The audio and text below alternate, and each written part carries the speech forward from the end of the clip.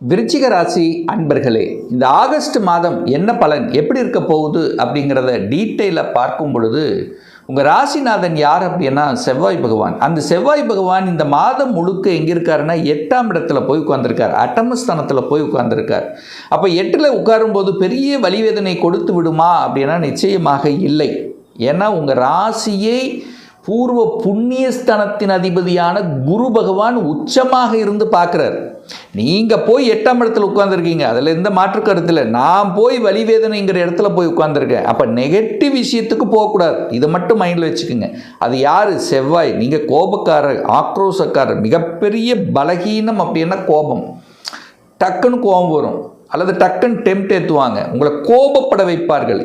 இதை மட்டும், அந்த கோபம் ஆக்ரோஷம் என்பதை மட்டும் தவிர்க்கப்பட வேண்டும் என்பதை ஆழமாக மனதில் பதிய வைத்துக் கொள்ளுங்கள்.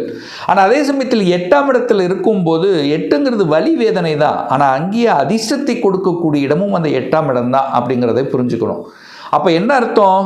8ங்கிறது வலி அல்லவா? அப்போ உங்களுக்கு யார் துரோகம் செய்து கொண்டிருக்கிறார்கள், யார் உங்களுக்கு குடைச்சல் கொடுத்து கொண்டிருக்கிறார்கள், இதுவரைக்கும் தெரியலன்னா இப்போ உங்களுக்கு தெரிய போகுதுன்னு அர்த்தம். அப்போது உங்களுக்கு கெடுதல் செய்யக்கூடிய நிகழ்வுகள் எது எது, யார் என்ன அப்படிங்கிறதெல்லாம் டீட்டெயிலாக அங்கே போய் இருந்து நீங்கள் பார்க்க போகிறீங்க அப்படின்னு அர்த்தம். அப்போது நிறைய அந்த மறைந்துள்ள ஞானங்கள், மறைந்துள்ள சில விஷயங்கள் உங்களுக்கு புலப்படக்கூடிய ஒரு மாதமும் இந்த ஆகஸ்ட் மாதம்தான் இந்த விருச்சிக ராசி அன்பர்களுக்கு. சார், பொருளாதாரம் சார்ந்த விஷயங்கள் எப்படி சார் இருக்கும்? 2ஆம் இடத்தை பார்க்கணும். 2ஆம் இடம் தான் காசு பணத்தை கொடுக்கக்கூடிய இடம். அந்த அதிபதி யார்? குரு. குரு உச்சமாக உட்கார்ந்துருக்கார். பொருளாதாரம் ஏதோ ஒரு ரூபத்தில் உங்களுக்கு வந்து கொண்டிருக்கும். உங்களுடைய ஸ்டேட்டஸுக்கு தகுந்த மாதிரி நீங்கள் செய்யக்கூடிய துறைகள், தொழில்கள் தகுந்தவாறு உங்களுக்கு பண வரவுங்கிறது கண்டிப்பாக உண்டு, அதில் மாற்று கருத்து இல்லை. ஏன்னா 2ஆம் அதிபதி வலுப்பெறுகிறது.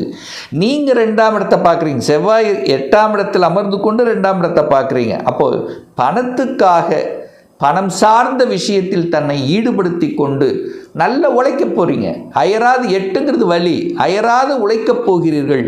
8 மணி நேரம் உழைக்கக்கூடிய விஷயங்களை இப்போ 10 மணி நேரம் உழைக்க போகிறீங்க. தன்னுடைய குடும்பத்துக்காக, தனக்கு இருக்குதோ இல்லையோ மற்றவர்களுக்காக, தன்னுடைய குடும்பத்தினருக்காக தன்னுடைய உழைப்பையும் தன்னுடைய வழியையும் பொருட்படுத்தாமல் அது பார்க்கக்கூடிய குணாதிசயம் கொண்டிருந்தவர்கள் இந்த விருச்சிகம் தான். கடுமையாக, அதாவது நல்ல உழைப்பாளிகள் அப்படின்னு நான் சொல்லுவேன். ஆனால் மறைந்துள்ள விஷயங்கள் கோபம் மட்டும்தான். இந்த விருச்சிகத்தினுடைய நெகட்டிவ் என்னென்னா கோபம் தான். அதே சமயத்தில் மனசில் சில கன்ஃபியூஷன் கொடுத்துட்டே இருக்கும். ஏன்னா சந்திரன் ராசி அல்லவா, அங்கே சந்திரன் நீச்சமாக இருக்கார் அல்லவா, அப்போ மனசில் சில குழப்பங்கள் இருக்கும். அதாயிருமா, இதாயிருமா, இப்படி ஆயிருமா, நான் செய்கிறது தப்பா ரைட்டா, இந்த குழப்பம்ங்கிறது அது கண்டிப்பாக இருக்கும். அதை நீங்கள் பெருசாக எடுத்துக்க வேண்டிய அவசியம் என்பது இல்லை. 3ஆம் இடம் என்பது தைரிய வீரியத்தை கொடுக்கக்கூடிய இடம். நீங்கள் தைரியசாலிகள் அப்படின்னு சொல்லுவேன். ஏன்னா உச்சமாக உங்கள் ராசி 3ஆம் இடத்துல தான் உச்சமாக போகிறார். ஆனால் அந்த 3ஆம் இடத்தை குரு பார்க்குறார், சூரியனும் பார்க்குது. தன்னம்பிக்கையும் வளர்க்கும், தைரிய வீரியம் வளரும். பார்த்துக்கலாம், எதனாலும் பார்த்துக்கலாம் அப்படிங்கிற துணிச்சல் உணர்வுகளை கொடுக்கக்கூடிய ஒரு மாதமும் இந்த மாதம்தான். ட்ராவல்ஸ் இருக்கும், ட்ராவலிங் பண்ணக்கூடிய அமைப்பு இருக்கும், புகழும் கிடைக்கும். 3ஆம் இடம் கீர்த்தி, புகழ், கீர்த்தி. எந்த அளவுக்கு, அதாவது இது வரைக்கும் நான் நல்லா உழைச்சேன் சார், உழைப்புக்கு ஏற்ற ஊதியம் கிடைக்கல, ஒரு புகழ் கிடைக்கல, கிடைக்கக்கூடிய ஒரு மாதமும் இந்த மாதம்தான். அது எப்படி கிடைக்கும்? திடீர்னு கிடைக்கும். ஒரு பதவி உயர்வு திடீர்னு கிடைக்கும்.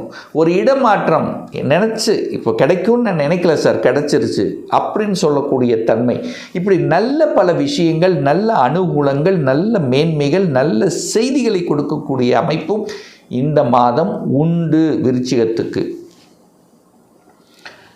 அதே சமயத்தில் 4ஆம் அதிபதியாக இருக்கக்கூடியவர் சனி பகவான். அவர் 5ல் உட்கார்ந்துருக்கார். அவர் குருவின் பார்வையில் இருக்கார். அப்போ 4ஆம் இடம் நல்லதாக இருக்கப்போ 4ஆம் அதிபதியை குரு பார்க்கிறார். ஒரு நல்ல தன்மை தான். தாயின் மூலமாக சொத்துக்கள் கிடைக்கும். தாய்க்கு ஏதாவது ஹெல்த் சரியில்லாது சரியில்லைன்னா கூட இப்போ சரியாகக்கூடிய ஒரு மாதம். ஏன்னா 4ஆம் இடத்துல ராகு உட்கார்ந்துருக்கா, ஒரு பாம்பு கிரகம் இருக்கா, ஒரு நொயின்னு இருக்கும். வீட்டில் ஒரு நொயின்னு இருக்கிற மாதிரியான ஒரு தன்மை இருக்கும். ஆனால் டிராவலில் மட்டும், அதாவது இந்த வண்டி வாகனங்களில் வித்தை காண்பிப்பது என்பது கண்டிப்பாக கூடாது. ஏன்னா செவ்வாய் போய் 8ல் உட்கார்ந்திருக்கா, செவ்வாய் தான் சர்ஜரி, செவ்வாய் தான் விபத்துக்கு காரக கிரகம். ஸோ அப்போ 8ல் போய் இருக்கிறனால இந்த வண்டி வாகனங்கள் செல்லக்கூடிய தன்மையில் மட்டும் கொஞ்சம் கவனத்தோடு செயல்படணுங்கிறத ஞாபகத்தில் வைத்து கொள்ளுங்கள் இந்த விருச்சிக ராசி அன்பர்கள். 5ஆம் அதிபதி உச்சமாக இருக்கார், 5ஆம் இடத்தை பார்க்குறார். அப்போ பூர்வ புண்ணியம் பலமாக இருக்குன்னு அர்த்தம். ஒருத்தருக்கு பூர்வ புண்ணியம் பலமாக இருந்தால் பார்த்துக்கலாம், அதாவது என்ன பூர்வீகமே பலமாக இருக்குல்லவா, அப்போ ஒரு பேஸ் இருக்குன்னு அர்த்தம். குழந்தைகள் நன்றாக வளரப் போகிறாங்க. ஏன்னா 5ஆம் அதிபதி உச்சம். குழந்தை பாக்கியம் இல்லாத தம்பதிகளுக்கெல்லாம் இப்போ குழந்தை பாக்கியம் கொடுக்கக்கூடிய அமைப்புங்கிறது பரிபூர்ணமாக இருக்கிறது. அதற்கான முயற்சி எடுங்க, சக்ஸஸை கொடுக்கும். குழந்தை பாக்கியத்துக்கு ஒரு நல்ல தன்மை, குழந்தைக்காக, குழந்தைகள் உணர்வுக்காக, குழந்தைகளுடைய படிப்புக்காக, குழந்தைகள் செட்டில் ஆகுவதற்காக எத்தனை உழைத்தீர்களோ அதுக்கெல்லாம் இப்போ ஒரு நல்ல செய்தி கொடுக்க போகிறது. குழந்தைகள் நன்றாக இருக்கக்கூடிய, குழந்தைகளால் மனமகிழ்ச்சி அடையக்கூடிய, குழந்தைகளுக்கு நல்ல விஷயம் நடக்கக்கூடிய, குழந்தைகளால் உங்களுக்கும் உங்களால் குழந்தைகளுக்கும் நல்ல பல அனுகூல மேன்மைகளை கொடுக்கக்கூடிய ஒரு நல்ல மாதம் தான் இந்த ஆகஸ்ட் மாதம். 6ஆம் அதிபதி 8ல் இருக்கிறது நல்லதா? இல்லை, நல்லது இல்லை. 6ங்கிறது கடன், நோய், எதிர்ப்பு, பகை, வம்பு, வழக்கை குறிக்கக்கூடியவன் போய் 8ல் தனக்கு வளர்ச்சிருக்கு. அப்போ நெகட்டிவ் விஷயத்துக்கு போகக்கூடாது. நீங்கள் போய் 8ல் இருக்கீங்க, நெகட்டிவ்னு என்ன? எதிர்ப்பு, பகை கண்டிப்பாக போகக்கூடாது. தேவையில்லாமல் சண்டை சச்சரவுக்கு போகக்கூடாது.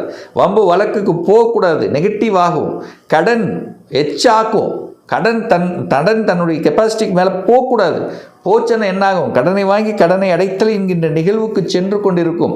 நீங்கள் போய் 8ல் உட்கார்ந்துருக்கீங்க, உங்களுக்கு தெரியாது. எதையோ செய்து அவசரத்தால், அவசர கொடுக்கையால் எதையாவது ஒன்று செய்து விட்டு பின்னாடி புலம்பக்கூடிய தன்மைகளை உருவாக்கிவிடும். ஸோ இந்த மாதம் என்னென்னா நிதானம், பொறுமை அவசியம். திருப்பி சொல்கிறேன், நீங்கள் போய் 8ஆம் இடத்துல உட்கார்ந்துருக்கீங்க. 8ஆம் இடத்துல என்ன இருக்குது? வலி, வேதனை, துக்கம், துயரம், அசிங்கம்.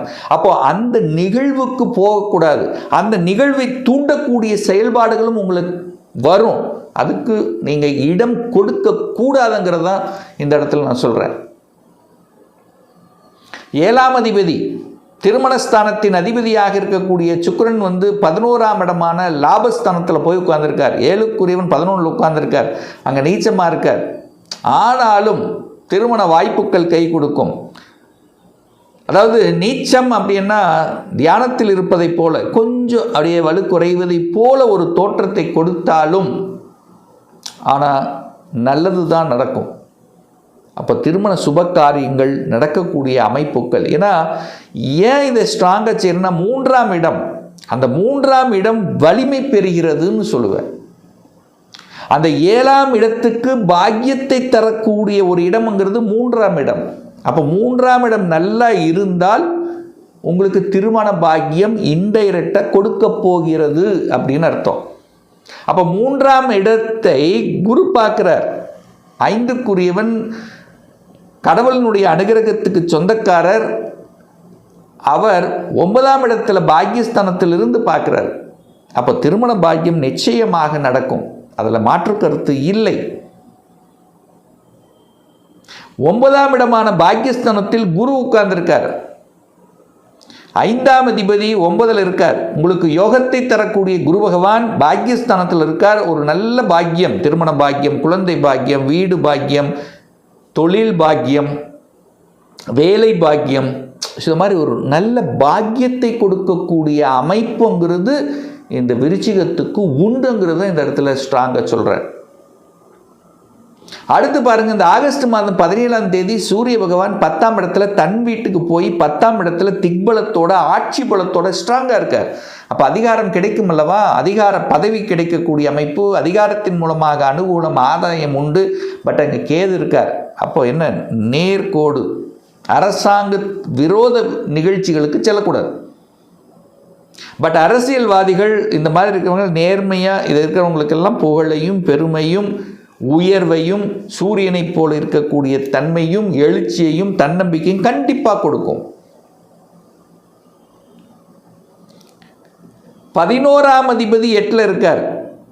8-11 கனெக்டாலே திடீர் அதிர்ஷ்ட வாய்ப்புகள். அப்போ விருச்சிகத்துக்கு திடீர் அதிர்ஷ்டம், திடீர் அதிர்ஷ்டமான நிகழ்வுகள் கண்டிப்பாக உண்டு. சந்தோஷம் தரக்கூடிய நிகழ்வுகளும் உண்டு. ஏன்னா 11ஆம் அதிபதி 9ஆம் இடத்துக்கு வர்றார் ஆகஸ்ட் மாதம் 5ஆம் தேதி. அது குருவோட சேர்றார். அப்போது 5, 9, 11, 2 இதெல்லாம் கனெக்ட் ஆகுதுனால பணம், பொருளாதார உயர்வுகள், குடும்பம் சார்ந்த விஷயத்தில் இருந்து வந்த பிரச்சனைகள் எல்லாம் தீர்க்கக்கூடிய தன்மை, ஒருவருக்கொருவர் புரிந்து கொள்ளக்கூடிய தன்மைகள் இதெல்லாமே நல்லபடியாக இருக்கிறது. ஸோ உயர்வை தரக்கூடிய ஒரு மாதம், எழுச்சியை தரக்கூடிய மாதம், தன்னம்பிக்கை கொடுக்கக்கூடிய ஒரு மாதம் அப்படின்னு சொல்லுவேன் இந்த விருச்சிக ராசி அன்பர்களுக்கு.